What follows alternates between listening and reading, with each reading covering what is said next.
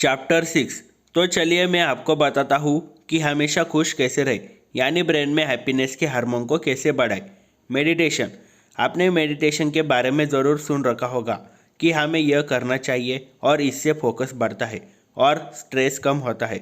यह इसलिए होता है क्योंकि जब आप मेडिटेशन करते हो तब डोपामिन रिलीज होता है। USA national library of medicine, national institute of health, government की यह रिसर्च है जिसमें यह लिखा है कि यह कार के मेडिटेशन से 64 डोपामिन प्रोडक्शन में इंक्रीज होता है। अगर कंपेयर करें चुपचाप बैठे रहने वाले दिमाग की हालत से, इसी वजह से पॉजिटिव फील होता है और मोटिवेट फील करते हैं, जिसके लिए आपको मेडिटेशन भी प्रॉपर करना आना चाहिए, जो आप प्रैक्टिस करके सीख सकते हैं। इंटरनेट पर बहुत सी वीडियो अवेलेबल है। एक्सरसाइज। आप में से कितने ही लोगों ने यह सुना होगा कि एक्सरसाइज और योगा करने से केवल बॉडी ही नहीं बनती है, बल्कि मूड और ब्रेन में भी फर्क पड़ता है। स्ट्रेस कम होता है और आलस नहीं आता है, क्योंकि एक्सरसाइज से एंड्रोफिन और डोपामिन हार्मोन रिलीज होता है, जो कि मूड और ब्रेन को बूस्ट करने में हेल्पफुल है। स्लीप। डोपामिन के रिलीज होने से एग्जैक्टली होता क्या है? आप फोकस रहते हो, मूड अच्छा रहता है, अलर्ट रहते हो, एकदम जागे हुए फील करते हो। जब डोपामिन रात के समय रिलीज होना शुरू हो जाता है, जब हम मोबाइल यूज़ करते हैं, सोशल साइट, चैटिंग, मूवी, इन सब में, या फिर कोई राइटिंग, सिंगिंग या फिर कुछ भी करते हैं, तब डोपामिन रात को रिलीज होता है और हमें नींद नहीं आती है।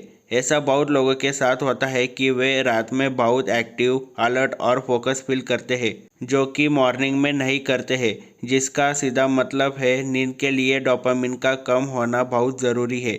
एक रिसर्च में ऐसा सबूत पाया गया है।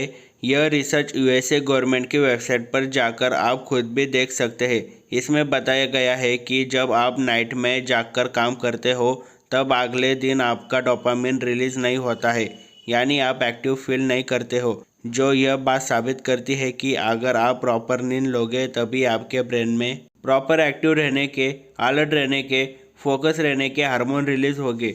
दिमाग इतनी अच्छी तरीके से डिज़ाइन किया गया है कि आपको नींद कितनी ज़रूरी है, इतनी ज़रूरी है कि अगर आप पूरी रात जाग लेते हो, अकॉर्डिंग टू रिसर्च, तो नेक्स्ट डे आपके दिमाग में डोपामिन रिलीज होना ही कम हो जाएगा, जिसकी वजह से आप बहुत थका हुआ फील करोगे। USA government national centre for biotechnology information की वेबसाइट की एक और रिसर्च यह कहती है कि आप अच्छे से कोऑर्डिनेशन और कंसंट्रेशन नहीं कर पाते हो। उसके पीछे की वजह डोपामिन का कम रिलीज होना होती है। कंसंट्रेशन ही तो सब कुछ है। आपको आने वाले साल अच्छे बनाने हैं, तो आपको अपने गोल पर कंसंट्रेशन ही तो बढ़ाना है, और जब डोपामिन ज़्यादा होता है तब यह बढ़ता है। आपके कंसंट्रेशन न होने का रीज़न यही है, आपके अंदर डोपामिन हार्मोन रिलीज नहीं है उस वक्त। द नेशनल स्लीप फाउंडेशन की रिसर्च कहती है कि आपको नाइट में 7-9 घंटे की नींद लेनी चाहिए। म्यूज़िक। अब यह एक ऐसा तरीका है जिसका मैं पर्सनली ज़्यादा यूज़ करता हूँ। आपने देखा होगा कि शादी में जब डीजे पर कोई एनर्जेटिक या बीट प्ले होती है, तब जोश आता है, एनर्जेटिक फील करता है। यह इसलिए होता है क्योंकि इससे ब्रेन में डोपामिन रिलीज होता है। कुछ लोगों को रात में म्यूजिक सुनकर सोना पसंद है, कुछ लोगों को काम के वक्त, कुछ लोग अपना आलस भगाने के लिए भी एनर्जेटिक सॉन्ग सुनते हैं। और जब भी आप मूवी देखते हो, उसमें कोई भी ऐसा सीन आता है जैसे इमोशनल, फनी, हॉरर, इन सब में म्यूजिक का बहुत बड़ा रोल होता है, जो सीधा मूड को इफ़ेक्ट करता है। और मूड इफ़ेक्ट हुआ है मतलब कि डोपामिन रिलीज हुआ है। आप काम करते वक्त, पढ़ते वक्त ऑनलाइन म्यूजिक सर्च करके प्ले कर सकते हो। मेरी लाइफ में म्यूजिक का बहुत बड़ा रोल है।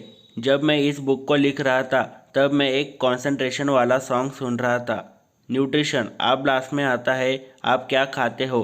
यू आर व्हाट यू ईट।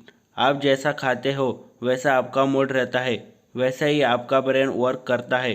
और आपको क्या खाना चाहिए, क्या नहीं, किससे हेल्दी फूड कहते हैं, कैसे फूड आपके ब्रेन और बॉडी के लिए सही नहीं है, यह सब आपको पता है, क्योंकि ये चीज़ हम सब अपनी माँ से सीख चुके हैं। आप इस डोपामिन हार्मोन के बारे में जो भी बोला, जिसकी वजह से आप खुश होते हो, जिसकी वजह से आप लाइफ में काम करने के लिए एक्साइटेड होते हो, आपकी इच्छा जागती है मेहनत करने की, उसे मैं 10-20 सेकंड में समझाऊँ तो यह है। वैसे तो दिमाग को कंट्रोल करना बहुत मुश्किल है, लेकिन अगर जब हम यह जान लेते हैं कि मुश्किल की वजह क्या है और उस मुश्किल चीज़ों को समझ लेते हैं, तब पहले से आसान हो जाता है कि हम अपने ब्रेन को कंट्रोल करें।